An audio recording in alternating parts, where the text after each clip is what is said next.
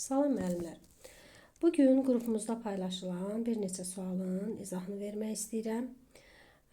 İzah Türk vəsaitinə aiddir. Gəlin keçək sualların izahına.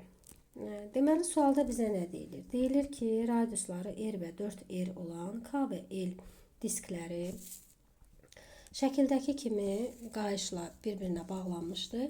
Buna görə K diski 2/7 dövr döndürülərsə, L diskinin görüntüsü aşağıdakılardan hansı olar? Biz ümumiyyətlə qayışlı ötürməni necə müəyyən edirdik? Ümumiyyətlə qayışlı ötürmədə hansı qaydalar var idi müəllimlər? Deyirdik ki, yalnız qayışlı ötürmədə dövürlər sayı, bucaq sürəti, bir də məsələn tezlik, bunlar radiusdan necə asılı idi? Radiusdan tərs asılı idi. Amma bir dənə period idi ki, o radiusdan necə asılıdır? Düz asılı. Bir də qayışlı ötürmədə həmin verilmiş disklərin və yaxud çevrələrin, həmin o çevrələrin eyni nöqtədə olan sürətləri bir-birinə bərabər idi. Və həmin bu qayışlı ötürmə ilə birləşmiş bu çevrələr eyni qədər yol gedirdi. Yəni onların yolu da bərabər idi. El də bir-birlərinə bərabərdir. Gəlin indi bu qaydalardan istifadə edərək biz görək K diski 2/7 tur döndürülərsə, L diski nə qədər dönər? Tur demək, yəni dövr sayı deməkdir. Gəlin birinci baxırıq. K çevrəsi necə hərəkət edir? Saat əqrəbi istiqamətində. Bəs görək L çevrəsi necə hərəkət eləyəcək? Deməli, saat əqrəbi istiqamətində hərəkət edirsə, baxın, hərəkət bu şəkildə olur, müəllimlər. Bu şəkildə hərəkət, baxın, belə, bu şəkildə neyniyir? Dövr edir. Baxın, həqiqətən də belə bir dövr olur. Deməli, onda L diski necə hərəkət eləyəcək? Saat əqrəbinin əksinə hərəkət eləyəcək. Qaydanı bu şəkildə yaza bilərəm. NK-nın N elə nisbəti, yəni dövrlərin sayının nisbəti, radiuslarından tərs mütənasib asılıdır. Yəni, RL-in RK-ya olan nisbətidir. Bu qayda hardan çıxır müəllimlər? Bu qayda elə bu sürətlərin bərabərliyindən həmin qaydanı almaq olar. Yəni mən orada əgər sürətin yerinə yaza bilsəm, məsələn 2pi r n bərabərdir 2pi r n-ə. Bu şəkildə mən həmin o K, buna da K yazdıram, L yazaq. Buna da K yazaq, buna da L yazaq.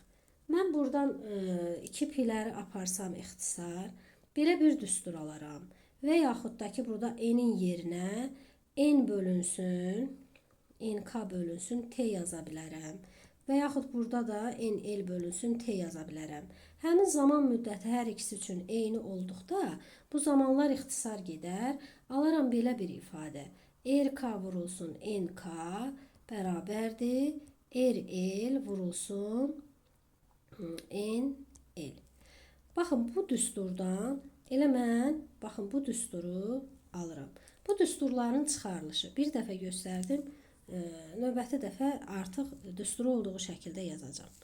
Yəni, siz də bilin ki, bu qayda, bu düstur hardan gəlib çıxır. Sonra siz istəsəniz, məsələn, bu N-in yerinə, məsələn, periodla, sürətin yerinə periodla əlaqəli 2pi R bölünsün T düsturunu da yazıb periodla, radiuslarla əlaqə qura bilərsiniz. Yazaq həmin ifadələri. NK bölünsün NL bərabərdir. RL nə qədərdir? 4R qədər. 4R bölünsün K-nın radiusu nə qədərdir? R qədər. Mən buradan alıram nə? Nisbət 4. Deməli, mən NL-i bilmək istəyirəm. NL nə qədər dönübdür? NL nə qədər döndüyünü tapmaq üçün NK-nı 4-ə bölməliyəm. NK nə qədər dönmüşdü K diski? K diski dönmüşdü 2-də 7 bölünsün 4. Buradan alıram ki, bu nisbət elədi 8-də 7. Deməli, mən birinci L diskini 8 yerə bölməliyəm. Baxın müəllimlər, mən bu L diskini belə 8 yerə bölürəm. Belə 8 yerə böldükdən sonra artıq bu rənglənən bu çəhrayı hissələri 8-də 7 dəfə döndürəcəm. Gəlin onu tapaq. Necə döndürməliyəm? Baxın, deyək ki, mən birinci götürürəm bu bir bölünmüş hissəni. Bu bir bölünmüş hissə 8 hissənin 7-si qədər yol getməlidir. Baxın, 1 bura, 2, 3, 4, 5, 6, 7. 7 olduqda artıq o gəlir, çıxacaq hara? Baxın bura. Gəldi bura. İndi mən artıq bu birinci gəlmişdi də. Bu bir olan hissə gəlmişdi. İndi 2 olan hissəni mən 7 dəfə aparmalıyam. Onun üçün baxın, bu 1 bura, 2 bura, 3 bura, 4 bura, 5 bura, 6 bura, 7 bura. Deməli, bu 2 olan hissədə gəlib olacaq, baxın burada. Mənə baxın, belə bir şəkil alınacaq. Belə bir şəkil, mən baxıram, burada hansıdır? Elə bilin ki, baxın, belə bir şəkil alındı. Baxın, belə bir şəkil. Baxın, belə bir şəkil. O şəkildə mən baxıram ki, A variantında olan şəkildir. Cavab olur A variantı. Keçək növbəti sualın izahına. Şəkildə bizə deyir ki, B dişli çarxı C diski ilə eyni mərkəzli olaraq bir-birinə bağlanmışdır. A dişli çarxı isə ox istiqamətində 8 tur dönür. Yəni 8 dövr edir. D diski deyir, hansı yöndə neçə dövr edər? Baxın müəllimlər, burada artıq biz 2 hala baxacağıq. Necə 2 hala? Həm A ilə B-nin arasında olan deməli o asıllığa baxmalıyıq. Həm də mən artıq C ilə D-nin arasında olan asıllığa da baxmalıyam. Bizə belə bu dişli çarxlar veriləndə o dişli çarxlar əgər bu şəkildədirsə, bir-birinə yaxın bu şəkildədirsə, biz onlara qayışlı ötürmə kimi baxırıq. Əgər mənim bu diskim, A diskim, baxın bu A diskim, əgər saat əqrəbinin əksi istiqamətində hərəkət edirsə, deməli mənim B diskim saat əqrəbi istiqamətində hərəkət eləyəcək. Çünki qayışlı ötürmədə həmin disklər bir-birinin əksinə hərəkət eləyir. Baxın, bu əgər hərəkət eləyirsə saat əqrəbi istiqamətində, deməli C də saat əqrəbi istiqamətində hərəkət eləyəcək.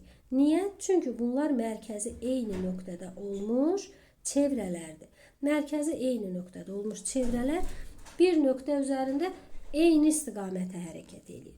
Deməli onda, əgər saat əqrəbi istiqamətində hərəkət eləyirsə, mən birinci D çevrəsinin hərəkətinin istiqamətini təyin edə bilərəm. Görüm o bir istiqamətində mi dönür, yoxsa 2 istiqamətində mi dönür? Buna görə, baxın, bu saat əqrəbi istiqamətində belə hərəkət eləyəcək, gələcək belə ox istiqamətində, sonra belə fırlanacaq, yenə gəlib bu ipin üzərindən keçib, belə öz hərəkətini davam elətdirəcək. Deməli, bu cisim, daha doğrusu, baxın, bu çevrə, D çevrəsi 2 istiqamətində hərəkət edir.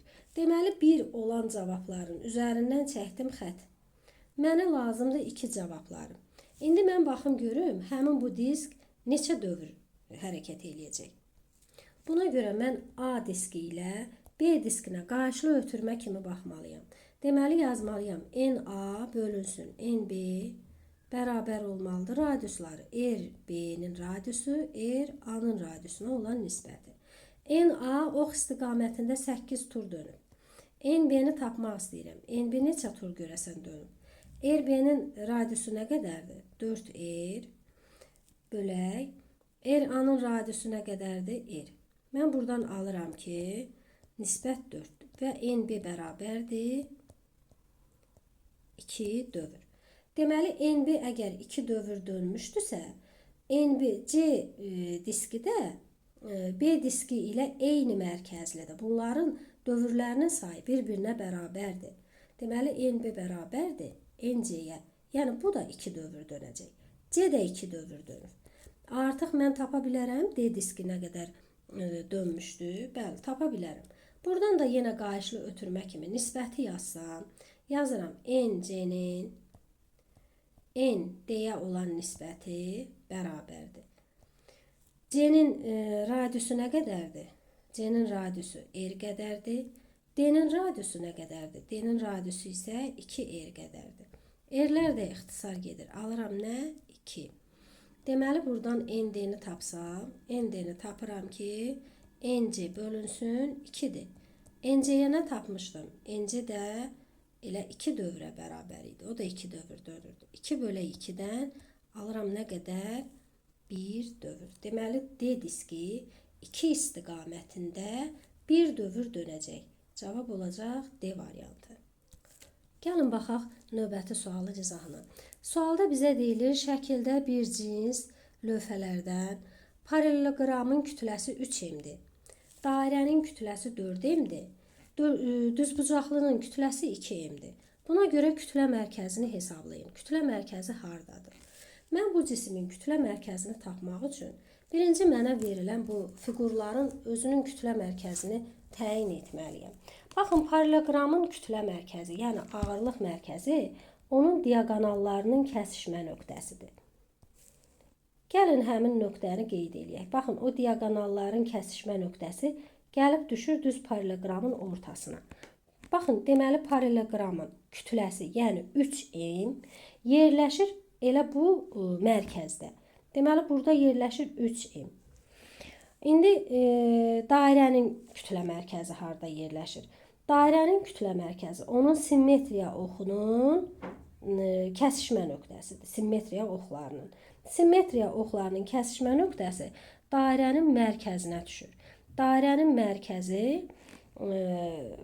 onun simmetriya oxlarının kəsişməsidir. Kütləsi də orada toplanır. Deməli, dairənin kütləsi nə qədərdir? 4M. 4M harda yerləşdi? Baxın burada göstərdiyim sizə. Bəs düzbucaqlının kütlə mərkəzi harda yerləşir? Düzbucaqlının da kütlə mərkəzi həmin düzbucaqlının diaqonallarının kəsişmə nöqtəsidir. O da gəlib düşür düz tən ortaya. Yəni 2M-də yerləşir burada. Gəlin indi artıq bunları bir səliqəli şəkildə çəkək.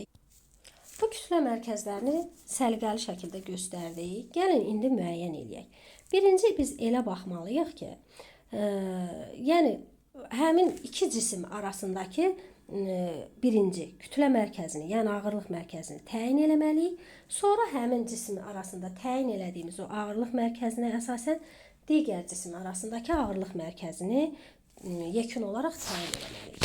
Baxın, mən baxıram 4M ilə 2M arasındakı ağırlıq mərkəzini tapmağa. Deməli, burada momentlər qaydasından istifadə edirik. Momentlər qaydası necədir? Elə bilin ki, həmin bu cisimlərin arasında bir link var. Həmin o link, deməli, 2M momentləri bir-birinə bərabər olmalıdır. Yəni, 4M'in momenti ilə 2M'in momenti bir-birinə bərabər olmalıdır. Mən necə yerləşdirərəm? Yəni, o mərkəzi, o ağırlıq mərkəzini, o kütlə mərkəzini necə yerləşdirə bilərəm ki, orada momentlər bir-birinə bərabər olsun? Yəni, olmalıdır 4M vurulsun. Məsafə nə qədərdir? Məsafə 1 olmalıdır. 2M'in deməli, ağırlıq 2M'in daha doğrusu kütləsi vurulsun. Məsafə nə qədərdir? 2 dama. Vurulsun 2. Əslində, bura J də yazmalıyıq da. Bu, bunların qüvvələridir. Mən həmin o J'ləri ixtisar elədim, yazmadım. Deməli, onda olur necə? 4M bərabərdir 4M-ə. Həqiqətən də bunların deməli, momentləri bir-birinə bərabər oldu. Hansı nöqtədə bərabər oldu? Oldu C nöqtəsində. Baxın, bu C nöqtəsində. Artıq bu C nöqtəsində bunların hər ikisinin kütləsinin cəmi olacaq. C nöqtəsində artıq bu kütlənin cəmi olacaq. Bunları silirik. Baxın, bunları sildik. Deməli, kütlə daha harda yerləşdi? 4M və 2M'in cəmi burada yerləşdi, yəni 6m.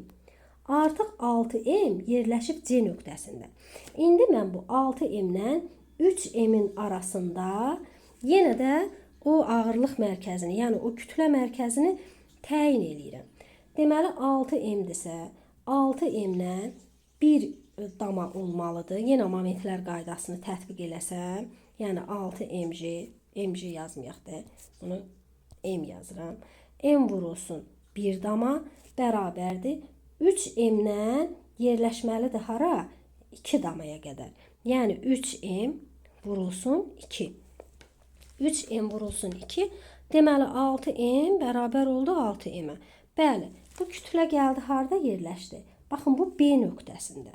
B nöqtəsində yerləşəndə artıq bu cismin orada kütləsi cəmi nə qədər oldu? Baxın, 3m buradadır, 6m də buradadır. B nöqtəsində artıq yerləşəndə o kütlənin cəmi olacaq 6 üzərinə gəlinsin 3-dən olacaq 9m qədər. Cavab olacaq B variantı.